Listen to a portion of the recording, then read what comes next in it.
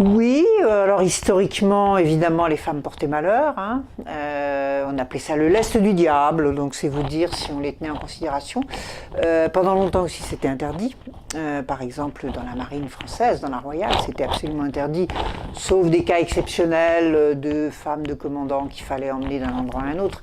Mais sinon, bien sûr, il n'y avait pas de femmes dans les équipages. L'idée de porte-poisse a été quand même, et toujours d'ailleurs, existe toujours. Moi, que je travaillais pour la pêche, j'étais là en tant que scientifique, j'avais quand même intérêt à ce que le bateau pêche bien ce jour-là, parce que sinon il y avait quand même un peu de ma faute. Donc voilà, donc ça c'est des idées, mais enfin vous savez, les idées reçues sur les femmes, il n'y a pas qu'en mer qu'il y en a, et elles ont la peau dure, un peu partout. Je pense que d'une manière générale, le regard féminin est forcément différent du regard masculin. Donc si on veut être efficace, je pense que se passer de la moitié de l'humanité, c'est évidemment une bêtise, puisqu'on se passe de la moitié des qualités que cette humanité peut porter. C'est-à-dire que les femmes vont naturellement, alors peut-être parce qu'elles sont moins fortes physiquement, penser collectif, alors que les garçons vont naturellement penser j'y vais. Je fais le truc moi-même, éventuellement après je me retourne pour engueuler les autres parce que ça ne suit pas derrière.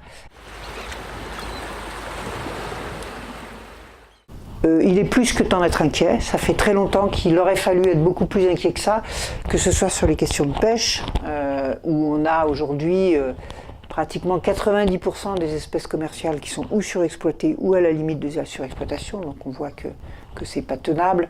On voit les zones mortes dans les océans qui se multiplient par 2 tous les 10 ans.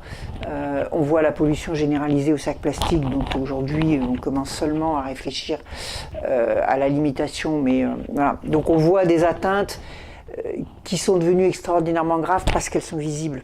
De toute façon, il faut faire quelque chose. De toute façon, il faut essayer d'aller dans le bon sens. Est-ce que ça suffira ou pas? J'ai pas de boule de cristal, je peux pas vous le dire. Je suis juste sûre d'une chose, c'est que si on fait rien, ça va être dramatique, vraiment. Donc de toute façon, il faut y aller avec toute notre énergie et toute notre intelligence. Peut-être qu'on arrivera à sauver un certain nombre de choses et que ce faisant, on arrivera à garder des conditions de vie décentes. Si on n'y arrive pas, et c'est là que le lien entre la paix et l'environnement est essentiel.